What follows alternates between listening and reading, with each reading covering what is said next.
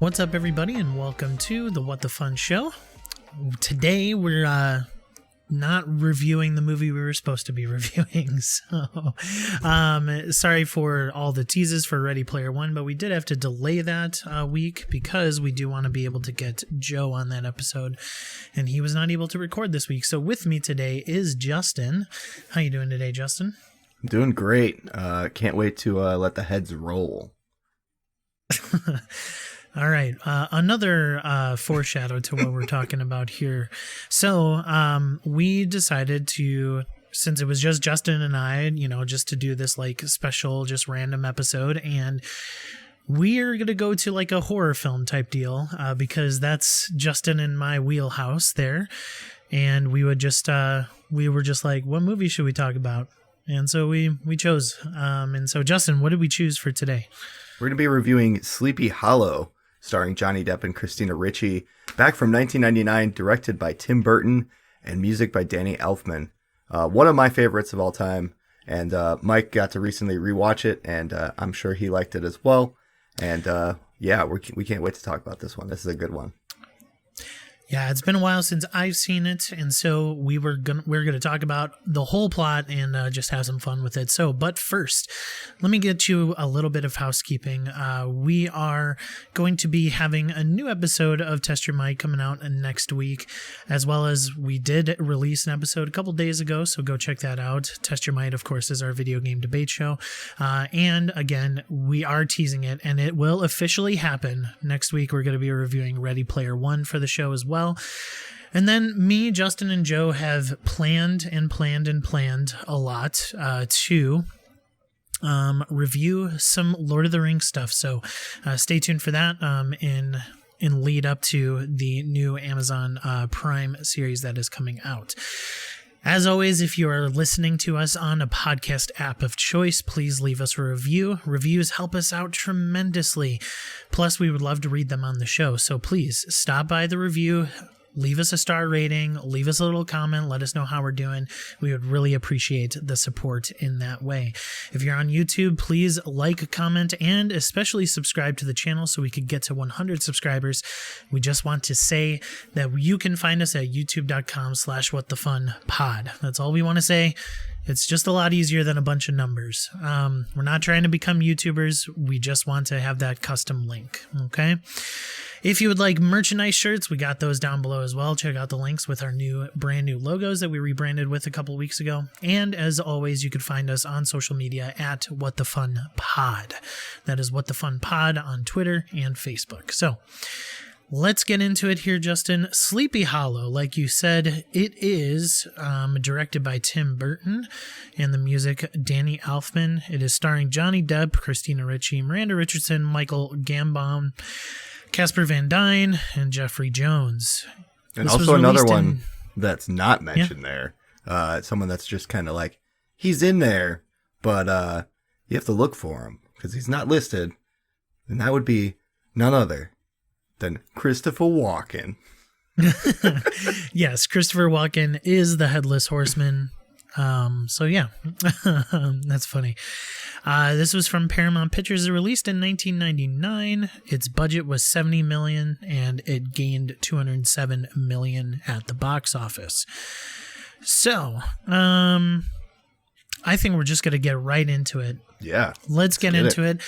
If you have not seen Sleepy Hollow from 1999, go ahead and pause this and go and watch it if you don't want to be spoiled. So consider this your official spoiler warning. Hey, you. What's that? What the? What are you doing? Who, me? Do you want to be spoiled? No? Well then. Stop it. Get some help. So you don't feel like this guy.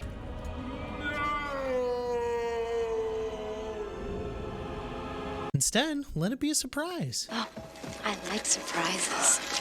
So go watch the thing before you move on in the podcast, okay? Alrighty then. All right, so in 1799, Ichabod Crane, a New York City police constable, criticized for his favoritism of scientific methods, is dispatched to the upstate Dutch hamlet of Sleepy Hollow, which has been plagued by a series of brutal decapitations. Yikes. Yeah. Yeah, so go solve this mystery of all these people that are headless. Justin, obviously what stands out is that the person sending Johnny Depp's Ichabod Crane is none other than Christopher Lee, and his judge character. I don't know if they give him a name there, but he's a judge, and he's like, hey, enough with this science stuff. Go figure out some decapitations. Yeah, it's literally the opening really shows how bad New York is at this time, and how he wants to, he finds the body floating in the water, and he wants to basically autopsy it to see if the person was dead before going in the water, and Count Dooku's just like, no, burn it. Get it out of here. I'm like, all right. Yeah. No, yeah, true. I mean, like, what Depp's character really stood for was trying to actually figure out what happens to these bodies that are just rolling into the New York City Police Department. Mm-hmm. And nobody wants to. Like, it's, the body's dead. He was found in a river. Therefore, he's drowned.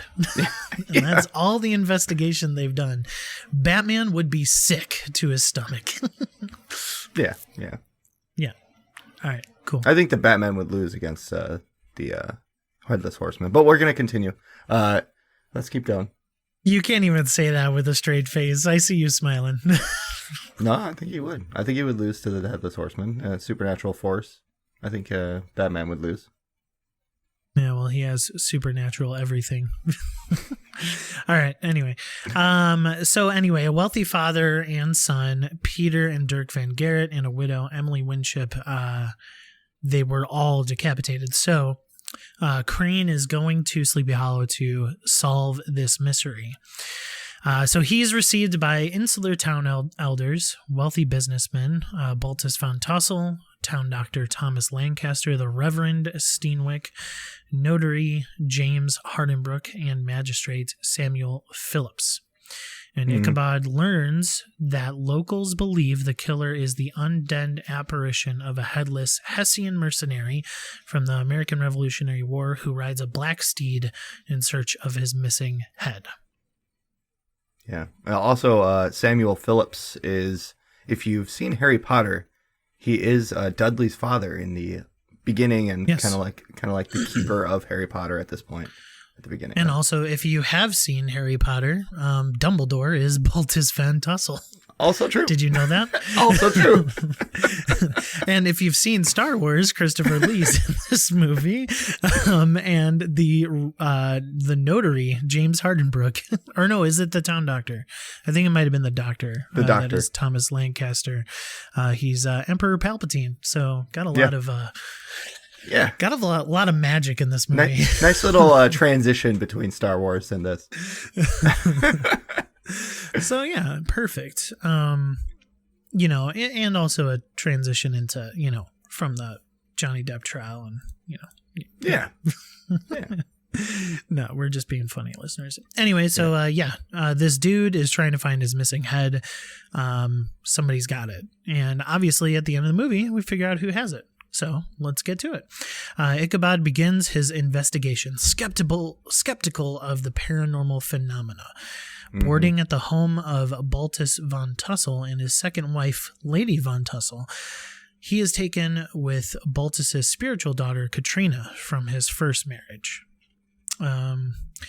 So Katrina is Christina Ricci's character and ends up being the love interest, so to speak. But also does come up to be a suspect at some points as well. Yes. Despite Crane's disapproval of that fact. Mm-hmm. Yeah, definitely. Christina Ricci is, it's a mild love plot, I guess. It's more about obviously solving the mystery and finding out who's causing these crimes. That at this point, at the beginning, Ichabod does not believe in the supernatural. He does not believe in that stuff. He believes in what is real and what he can see and study. So he is the scientist kind of this town that's going to try and solve it with facts, with hard data and evidence that he can actually, investigate. Yeah. Mm-hmm. All right. And while he is there is a fourth victim in Jonathan Masbath, who basically was the servant in the Van Garrett household. He's killed, and Ichabod takes the victim's son, young Maspeth, under his wing. So kind of like, you kind of get like Sherlock Watson vibes from this type of relationship. Would you agree with that? Yeah, I could see that. This town has a say like a watchtower that they hire someone every night to watch over the town, pretty much with a gun, and get up in this tower and just watch to, make sure that the horseman doesn't kill anyone. And Masbeth, the father, is in this watchtower when it happens. And one of the coolest things here, cinematography wise, is you see him looking out into the distance into the fog and the tree line, and the fog is pouring in, and then you see sheep come out of the fog and animals, obviously scared for their lives, running out. And then you see the fog itself take form and put out torches that are lining the perimeter. It just reaches out kind of like fingers, just like tss. And to see that, it really sets the tone of how much power this being has, pretty much. Yeah, and you said this before we were recording, and we were just chatting about the movie. The atmosphere in this movie is just top notch. It is. Yeah. It feels you're very immersed, and it feels as if you're there. It really gives off this like spooky, like mysterious town vibe. That's just perfect. It's got this like, leaf-ridden woods that is to the side where, the Headless Horseman stays. He's just sitting there, he's camping, and, when it's night and he wants to chop some heads off, he comes out of those woods, scary-looking foggy woods, and yeah, this movie looks incredible.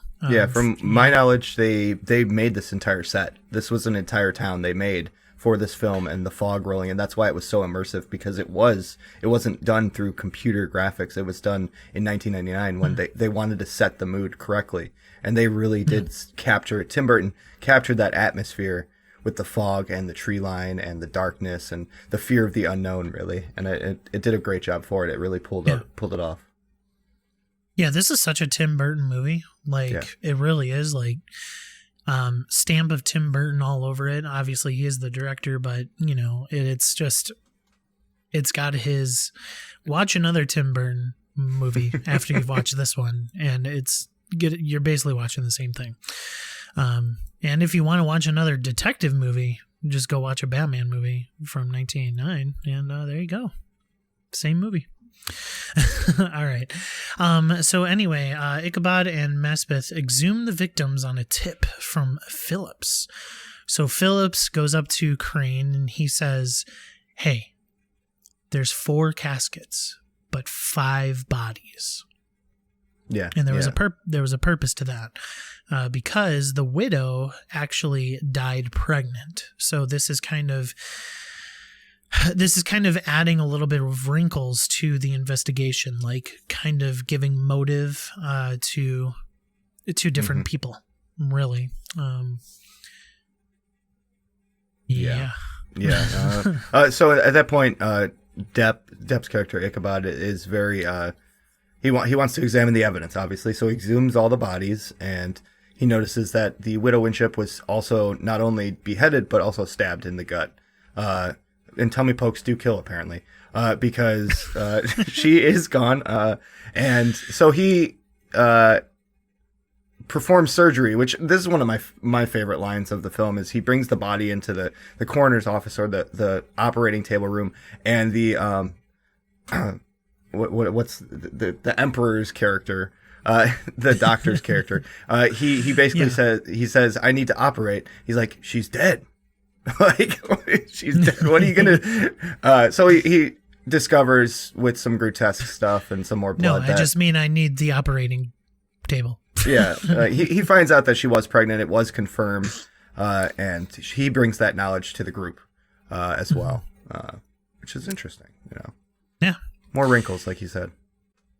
Yes, definitely. And so sometime later, the horseman actually comes and decapitates Phillips before absconding with his head. Now, Ichabod, young Masbeth.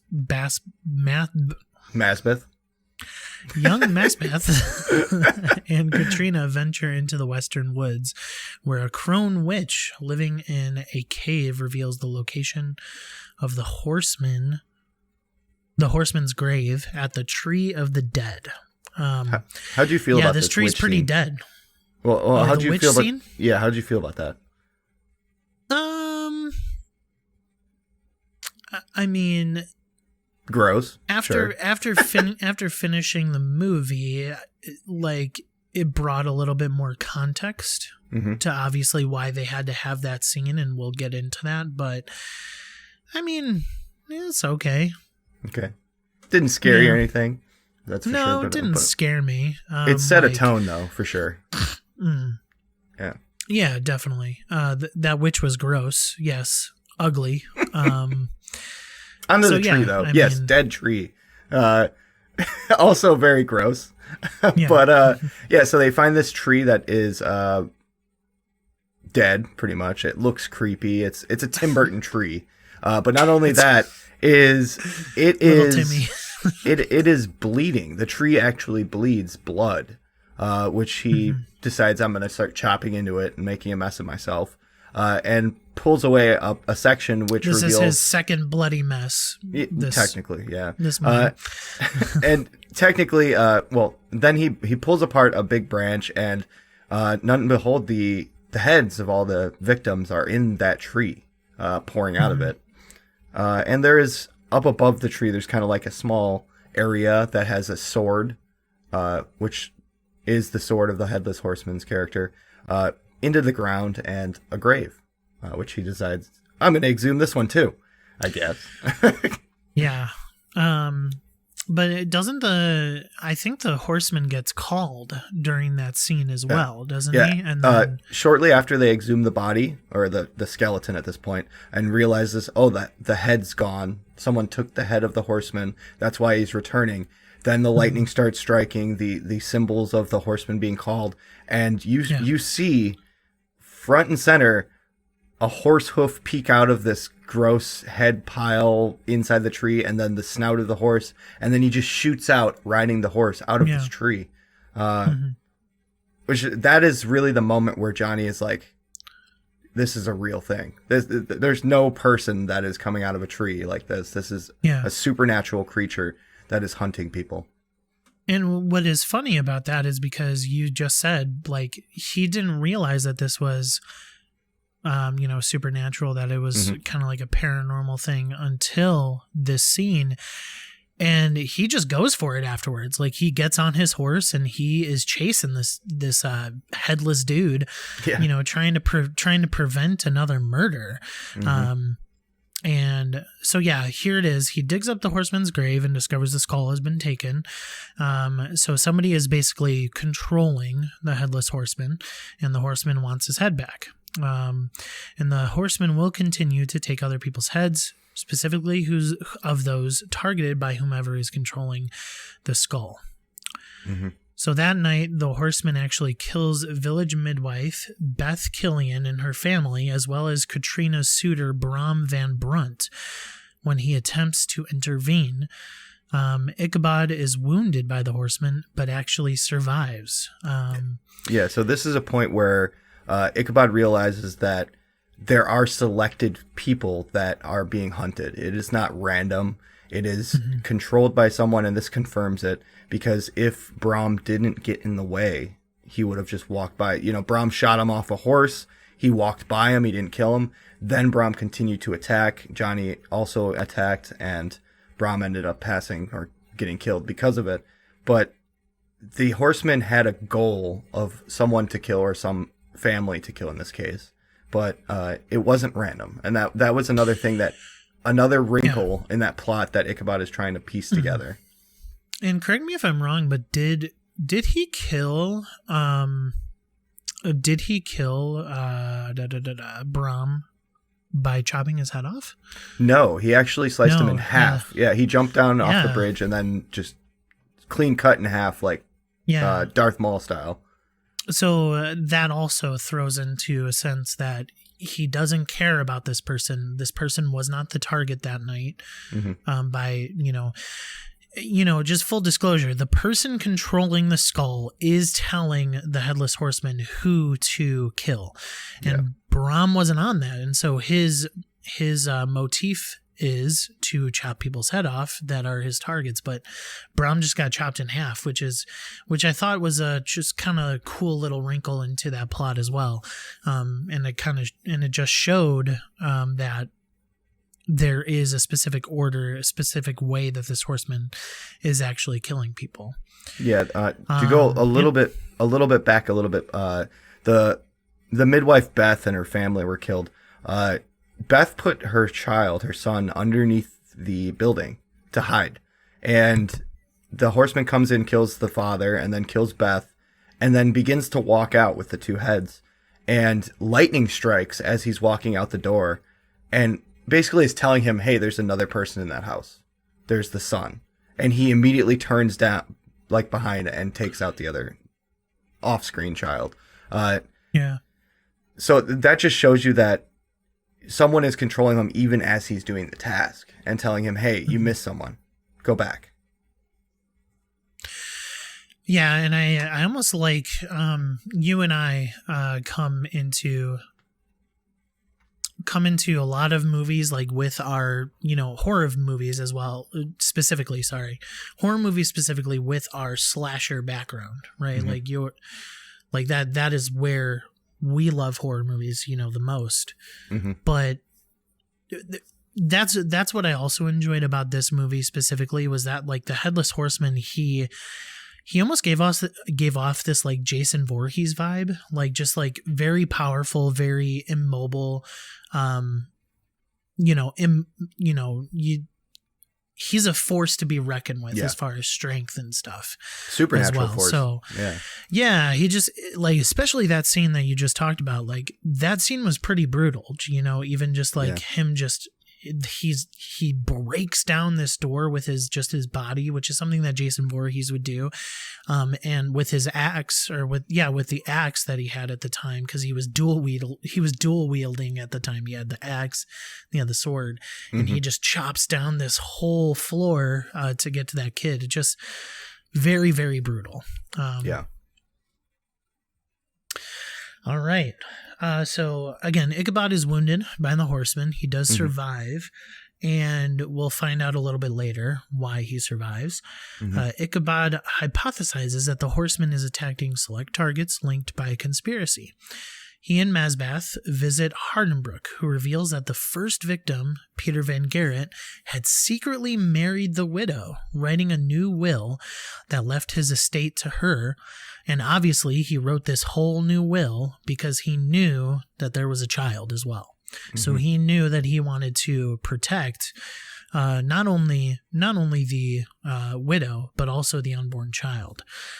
And then Ichabod also deduces that all the victims, except Brahm, of course, are either beneficiaries or witnesses to this new will. And so that is also why Mazbath, his dad, is killed as well, because his dad was the witness and signed his name onto this will so that the will would be legit. It would be a legit will. Yeah, they said not knowing, but he went up to be a witness, but also signed his death sentence at the same time with that signature. Yeah. I think that was my favorite line in the whole movie.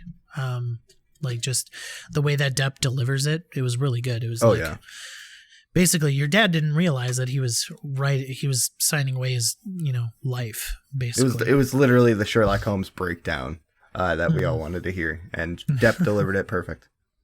Yeah. Okay, so the horseman's master is the person who would have otherwise inherited the estate.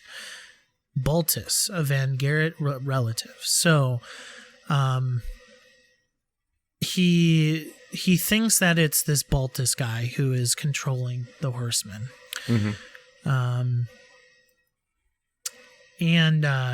So Baltus would get the inheritance, and so he's controlling this horseman to get the inheritance quickly, so to speak. All right. Upon discovering the accusation, Katrina burns the evidence. Hardenbrook commits suicide, and Steenwick convenes a town meeting to discredit Ichabod. But Baltus bursts into the assembly of the church, announcing that the horseman has killed his wife. So his wife is Lady Von Tassel, and that is his second wife, so not even Katrina's... Is it? Real it's mother, not Katrina's mom, right? It's stepmom. No, it's not. Yeah, stepmom. Yeah. So she's dead, and the horseman actually attacks the church. I thought this was a cool scene as well. This is actually my favorite scene. Yeah. Yeah. All right, go ahead. This throws me back to Pumpkinhead, which was an older movie as well. There was a church scene in that as well, that these creatures, these supernatural forces, can't step foot on hollow ground. So the town inside is chaos. You know, everyone is freaking out. People are suspecting Van Garrett. They're threatening to throw him out, give him to the horseman. You know, that's who he wants. Give him, throw him outside, get him out of here. And Van Garrett's defending himself in a good valiant effort. One of the other characters starts spilling the beans to say, and another character hits him, and then, you know, Garrett gets up on this top podium, up on the top above the church, above everyone, and the horseman's just getting shot at through windows outside along the fence line. Can't get in. He throws an axe, and you see it basically disintegrate as it hits the ground, showing that he can't set foot there. Cool. Yeah. And then, you know, he's up on the stage, he's up there, and all of a sudden he just gets impaled by a stake of one of the fence posts and pulled out to the edge line, the edge of the church line, and gets decapitated, of course. But and like, you're glossing over that, because I thought that was the coolest part of it, was that he throws this spear and he drags him, and he only drags him to the point where the head is off the holy ground. Yeah. I thought that was awesome. Yeah, it was such well shot. Like, there were so many tombstones too. He could have just like bounced, hit something, got hurt. No, perfect lineup to just his head being on the other side of the fence line. And that's also the point where you see Katrina basically doing a spell of some sort with chalk on the ground. And Ichabod is starting to think, oh, this is the second chalk thing. We didn't talk about the first one under his bed when he was knocked out. But this is the second time that she has put this chalk thing that he thinks is evil, the evil eye, near him to kind of like make him think, oh, she's probably the cause of all this. She's somehow causing the horsemen to kill these people. Not sure why she would faint in that case, but other than that, you know, it was an awesomely shot scene. The chaos inside matched the chaos outside with the horsemen trying to get in, and just the tension levels were so high, and then to see him get pulled out so perfectly was pretty cool. Tim Burton. Wow. Yeah. Yeah, it was awesome. That harpooning scene was great. You kind of saw it coming, because like the horseman grabs the stake basically off the holy ground, and you ties see a rope too. You see Baltus kind of like going upstairs to where there's an obvious window that a spear could go through, because it was just cool. It was just really cool seeing the horseman figure out, well, if I can't go in, you're coming out. Yeah. Yeah. And this was the most brutal and cool way to get it done. I thought it was awesome. So, but yeah, that is also a scene that we did not discuss. There's this chalk drawing that Katrina is putting on floors, and one of them was put under Depp's character Crane's bed, and we do find out later what the purpose of that was. But those things are kind of putting into place, at least in Crane's mind, that Katrina is actually the one controlling the horsemen. So yes, here, initially concluding that Katrina controls the horseman, Ichabod discovers that the diagram she drew beneath his bed and in the church during the meeting, which he believed summoned the horseman, is really one of protection. So Katrina was just trying to protect him. Unfortunately, at this point, he kind of burned a bridge with her. So he then realizes that he made a mistake. And kind of burned, put their relationship at least in jeopardy, as far as I don't mean relationship as in love, but just trying to figure out this whole mystery, Yeah. Because he really started developing feelings for Katrina. And so at this point, he's actually leaving town. He believes that he has solved the mystery, that Katrina is the person controlling the horsemen. And then on his way out of town, it's when he actually reads the book that she lent him, or that she gave to him, and finds out that that symbol is actually one of protection. At that same time, also, she sees the stepmother's body, so to be, on a cart, and the stepmother had done something unsavory with another male, and she had cut her hand across, and it fell off the cart, and he saw that as well. So he had all these questions that he was starting to question his own thoughts. So he decided, I'm going to go check out this body first.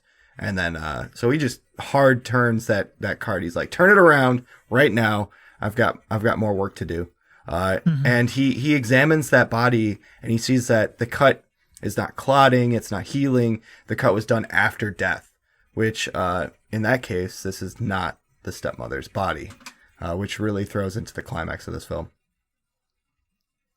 I agree. I agree with how the movie goes. Good job. Okay. So he additionally finds, again, what Justin just said, he does find that the wound on Lady Von Tussel's decapitated body was caused post-mortem. So Lady Von Tussel, alive and well, emerges from the shadows and reveals herself to Katrina as the master of the horsemen. She faked her death and used the planted headless body of the Von Tussel servant girl, Sarah, whom she had killed previously. So this was not even a horseman victim. She straight up decapitated this person. And, you could put, what could have been put together was the fact that her wound was not automatically cauterized. Her decapitation wasn't cauterized, where everybody else's decapitation was cauterized because the horseman's blade just did that. But in this case, it wasn't.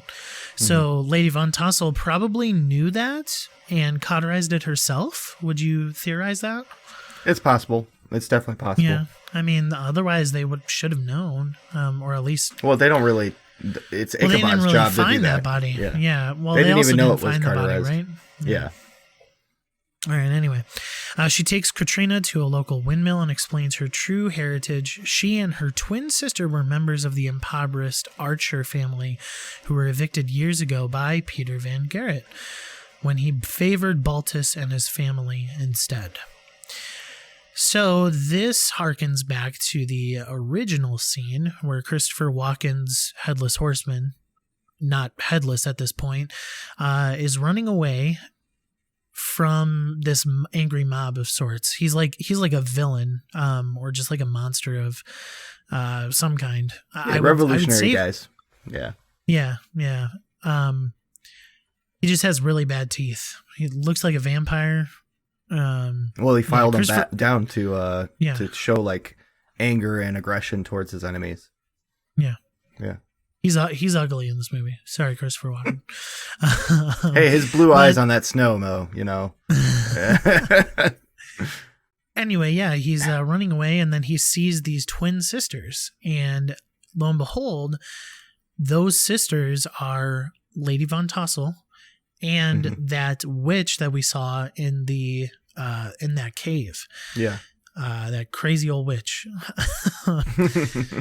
Surprised we didn't see Hansel and Gretel, in the background at that place. But So not only do we find out that those are the twins, and Lady Von Tassel also like cracks a stick to show where Christopher Walken's character is, and she then we also find out that she also decapitates her sister and kills her sister. Yeah, she's killed the witch, her own sister, her own blood. So nothing is beneath her, apparently. Yeah. And all because they were evicted. So, yeah. So she swore revenge against Van Garrett and all who had wronged her family, pledging herself to Satan if he would raise the horsemen to avenge her by killing them, which would also allow her to claim the Van Garrett and Van Tassel estates uncontested. All right, so manipulating her way into the Von Tassel household, she used fear, blackmail, and lust to manipulate the other elders into her plot. So we find out that she is manipulating every single person. And what was really telling is that you just see her spill the beans of what that church scene was, because that church scene was all of these elders, bashing each other's head, accusing people like, let's get all of our baggage out because we don't want to die. Yeah, she was definitely the cause of all the chaos that was happening inside the church and outside the church. And outside. Chaos. Yeah. That's a video game reference. Sorry. So yeah, she manipulated her way, having eliminated all other heirs and witnesses, as well as her sister, for aiding Ichabod. She summons the horsemen to finish Katrina. Ichabod and Mespeth rush to the windmill as the horseman arrives. After an escape that destroys the windmill and a subsequent chase to the tree of the dead, Ichabod ends up getting the skull from Lady Von Tassel. So that synopsis skips a lot here. So let's kind of backtrack a little bit. What'd you think of this windmill fight scene? This was just another way to show that the horseman doesn't need eyes to know how to get to people. They're taking their time not really taking their time. They're rushing, but they're taking the human sense of time to get to the top of this windmill for the plan Johnny has, or for Ichabod. But the horseman walks in, throws a loop around one of the cogs in this windmill, and just lifts himself up like no problem, just going all the way to the top. Almost catches up to them. They end up getting out and jumping on the windmill sails, getting down. Before Johnny Depp leaves, he drops a lantern, an old school lantern, into the windmill, which ignites it. And pretty much this is the explosion. This is the Michael Bay explosion of the movie. In all sense, this windmill explodes and they are out on the ground, looking in, and they're like, is he dead? And Johnny says, well, he was dead to begin with. and so he immediately emerges from the fire in the doorway, and the chase continues into a carriage race, pretty much. Yeah, and this carriage race is like it really, really is fun. You know, I just kind of think it's also funny that like Ichabod has like no training, and yet he's, surviving. So a little help from some tree limbs and some guns. Yeah. Well, he did get hit by a stick and thrown onto the horseman's horse at a time. And I thought that was hysterical. He's facing the wrong way on the horseman's horse while the horseman is being dragged behind the carriage trying to get on. I think that's a hilarious little point of this man of science is riding a supernatural steed and chasing after people he care about. It's pretty cool. Yeah, and also to point out as well, Danny Elfman works with Tim Burton a lot, and the scores that he has written for most of Tim Burton's movies just have been fantastic, and this is no slouch as well. because the music that you get in both the windmill scene and this carriage chase is just really, really good. And it really, once again, sets the mood and the pace for this final showdown. And, you know, Danny Elfman did Batman as well, and Batman is one of my favorite film soundtracks of all time. And so this I don't know if this soundtrack, this score hits Batman quite levels for me, but like I think it's really good nonetheless. And you don't get as powerful of scenes as you do in this movie without those music threads intertwined with what's going on. Yeah. Agreed completely. Cool. So yeah, anyway, they get to the tree. The young Mazbeth. Mazbath. The young Mazbath takes a huge log as Crane and Lady Von Tassel are fighting over the skull and just whacks Von Tassel's head. Like, no joke, she's donezo. And Depp gets the skull just in time as the horseman is literally holding Katrina's head back to reveal the neck so that he could chop her head off. Mm-hmm. And Depp tosses the skull to the horseman. Horseman puts it back on. I thought this was pretty good visual effects for a 1999 movie. That's what I'm saying. It holds up. Like you see, there's a point where obviously it goes off screen and comes back. But for the most part, you see the veins, you see the muscles, you see things reforming around the skull as it happens. And then you see the eyes, and then you see Walken emerge.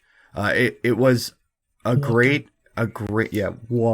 It's a great, small clip tease of the amount of stuff they were able to do in this film to make it seem immersive enough and make it seem real enough. They really did a good job, and it holds up. It doesn't look fake. It doesn't look, it's 1999 for sure, but it's good. It's good to watch. And you see Walken. All right. Yeah, and you see Walken. So with his head restored, the horseman spares Katrina and instead abducts Lady Von Tassel, giving her a bloody kiss in returning. That kid, if that biting mouth through gums, man, goes anywhere near you, like run. It is gross. Give me a kiss. Not only are the teeth pointy, but his gums are pitch black. Like he's been a chain smoker his whole life. He has been dead for a long time too, so. Yeah, I mean, not even remotely near a toothbrush at all. He just smooches Lady Von Tassel and there's blood dripping everywhere. And they enter hell via the Tree of the Dead with her with him. So fulfilling her end of the deal. Mm-hmm. With the case solved, Ichabod returns to New York City with Katrina. He's like, yo, babe, you're not staying here. Let's go. He's like, well, she's technically what? Let me show you a good time in New York. She's definitely like rich right now. She's got all the money and everything on top of that. And this is like night and day for technology, at least. Like you've got different times, like different centuries, pretty much. That's what it says. In time for a new century, they go to New York together. And it's like, they don't have this kind of stuff. The buildings, the atmosphere is completely different compared to it, Yeah. So Katrina's like, her eyes are wide. She's like, oh, New York. Let's go to New York. I'm walking here. Cicero would be proud of our New York impersonations. Anyway, Katrina and young Mazbeth is with him. So, like I said to you off recording, Ichabod goes to solve a mystery and inherits a wife and kid after solving it. Back in New York to start a new life. So that was Sleepy Hollow. Listeners, I know a couple episodes ago we teased that we are changing our ranking system. Actually, it might have been last episode, but we are changing our ranking system. It's going to be a 1 through 5 system, where 5 is basically, it's a must watch, it's essential, it's a must play. So we haven't figured out the kinks of that first, but knowing that 5 is a must watch, must play, essential. Mm-hmm. Justin, what are your thoughts on this rating? So a little caveat: if you are a horror fan, if you are a Tim Burton fan, if you're a Johnny Depp fan, a classic horror fan, this is a 5 must watch. This is, the story holds up, the atmosphere draws you in, it's immersive, it's a fantastic story. If you didn't see it before and you watch this review, please, I'm sorry, because you just ruined the entire plot. But the mystery doesn't really present itself as direct as newer films do. It is more of a question going through.